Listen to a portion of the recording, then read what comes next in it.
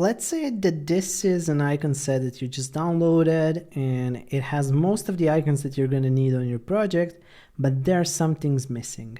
So let's just first go over them to figure out how they're working and why. You can always compare them by placing them on your template and seeing if grid template and seeing it if they're working. So it seems like all of the lines, they're actually going inside instead of it being centered, so something to keep in mind. It seems like it's following our grid very, very well, so that's a plus. And let's say that you have this icon that goes left and this one that goes right, and you need one that goes like 45 degrees upwards. So what you can do when it comes to manipulating icons, depending on how they're built, let's see. Oh, this one is built out of two shapes. What I would do first is I would kind of flatten the selection in here. And then I would rotate the icon like this. And then I would try to figure out if like visually it looks centered, but it does feel so.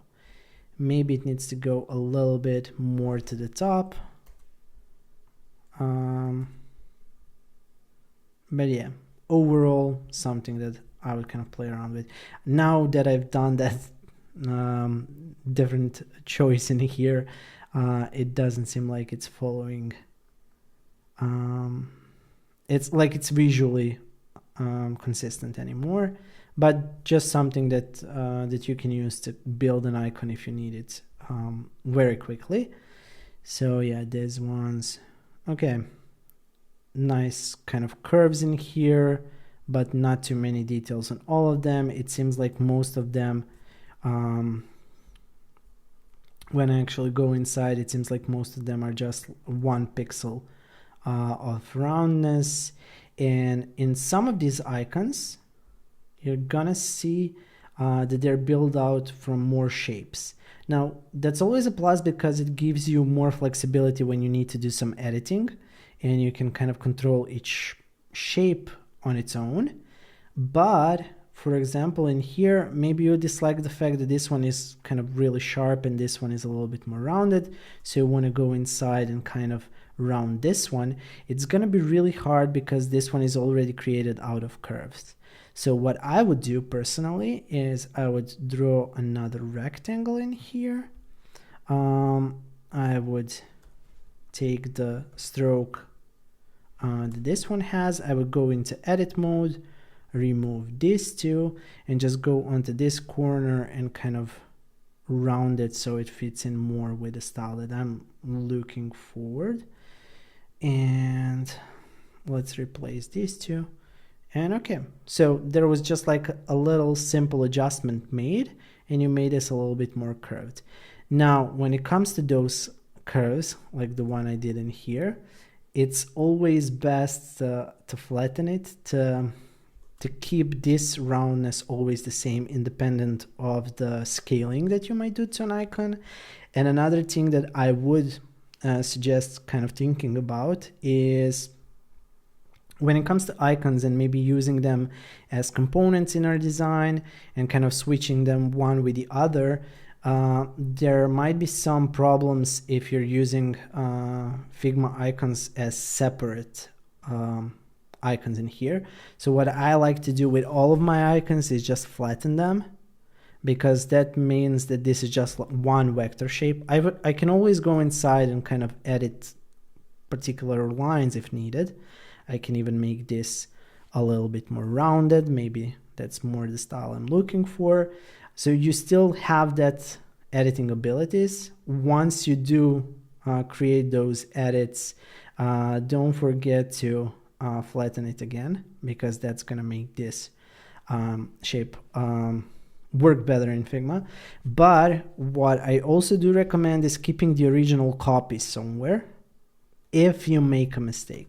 So what happens with flattened shapes, you can control the stroke color and width in just one area for all of the lines that you've used inside. And that's a big plus when you're working in Figma. because you can easily replace the color styles and it's going to color everything, while in some cases, if this were two different shapes in here, two different vectors, Figma might just recolor one and not the other one if the new icon that you've replaced it with has more or less shapes than the one that you had originally. So I know that that might not fully kind of click just yet, but it's something that I want to stress in this lesson already. And we're going to go over that a little bit more when we're going to be working on our design system, a simple design system, and preparing all of the icons for it. Another reason why it's beneficial is if you actually kind of make this a frame like I would with all of my icons and then kind of scale it, you're gonna see that you can then easily also control the stroke size on this icon and make it work with the new size that you've created it with.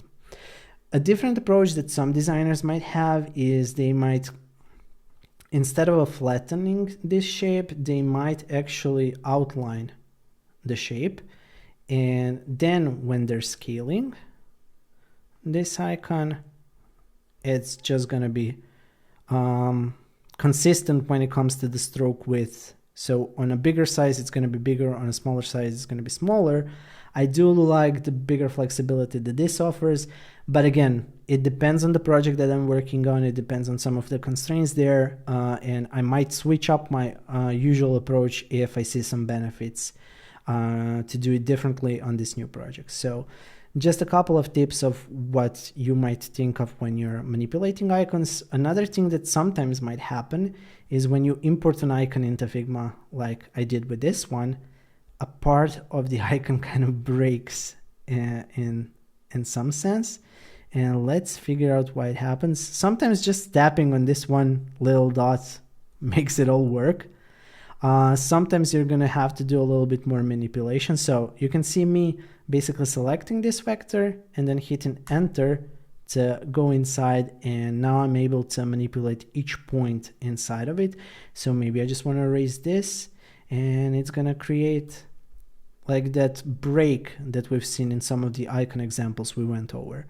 Another thing to maybe consider when you're manipulating icons. When it comes to this one, I would again probably flatten the selection in here. I wouldn't do the union because you're gonna notice it's gonna basically create the full shape, and instead of a stroke, it's gonna become a fill.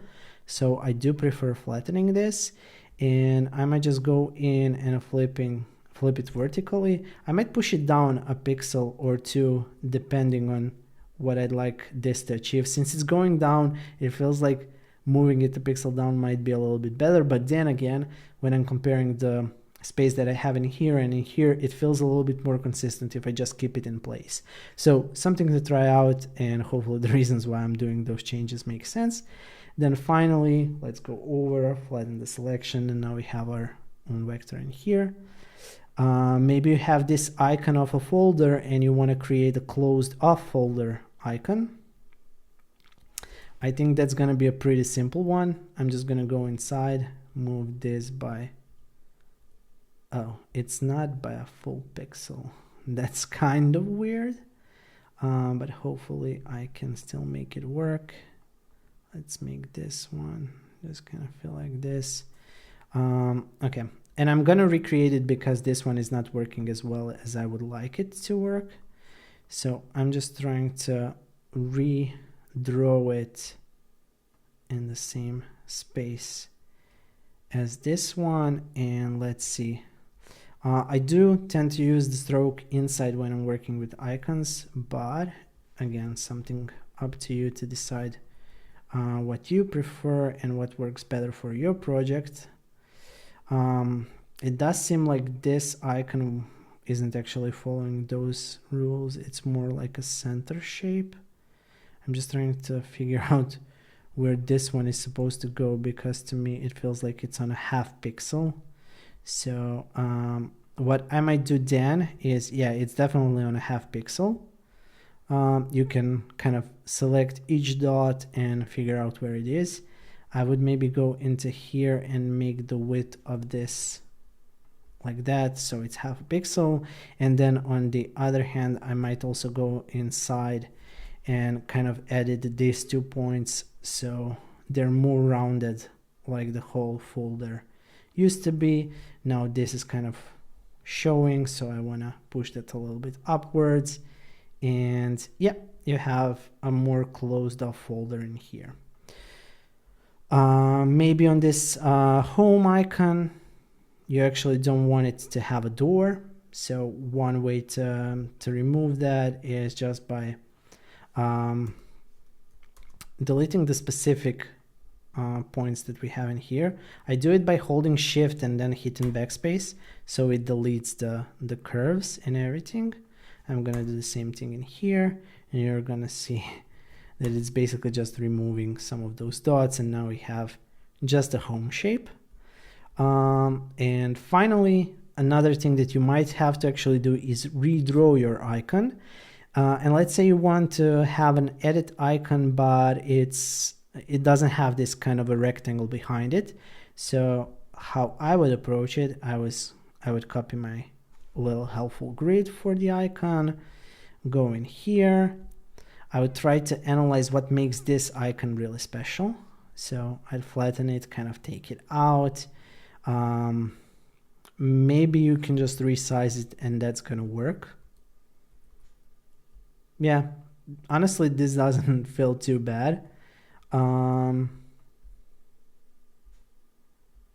That might be one way to do it, but I also want to showcase how I would draw it. So let's see, it's a stroke size of 2.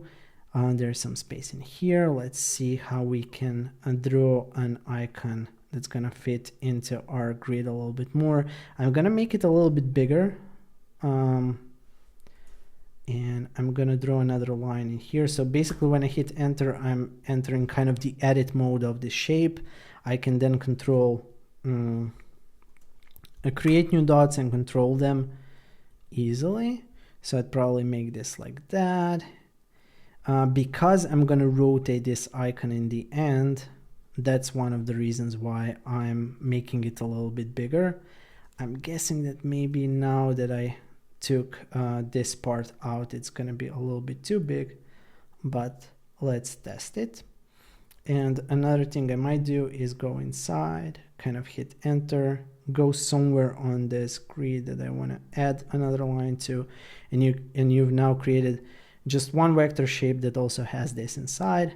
Let's rotate it by 45. Yeah, unfortunately that's a little bit too big. Maybe we can make it smaller by 1, smaller in here as well. Let's just round these 2, and maybe let's round the edge in here by 1. Now when I rotate it by 45 degrees, we have a solid enough icon that feels like it's gonna fit in well with all of the other two. I still do feel like it's a little bit too big, so sometimes I just go like 1 pixel up, 1 pixel left, and hopefully it keeps it in the 45-degree angle that we're working with. Yeah, now it's more in the grid and it feels a little bit more like the sizes are working. And finally, in this last icon example that we have, you can see that the lines are almost at the edge of this icon, and that's one of the reasons why I like to use a grid like this that leaves space for the padding, because this icon, when it's compared to all of the other ones, still feels like it's a part of the same set, because there's a lot of empty space between all of these little sun rays. But the size is actually a little bigger than all of the other icons. So you have to kind of think about the empty space and the filled space and the line stroke widths and different roundness elements, all of those things to make things feel visually consistent, even though mathematically they're not.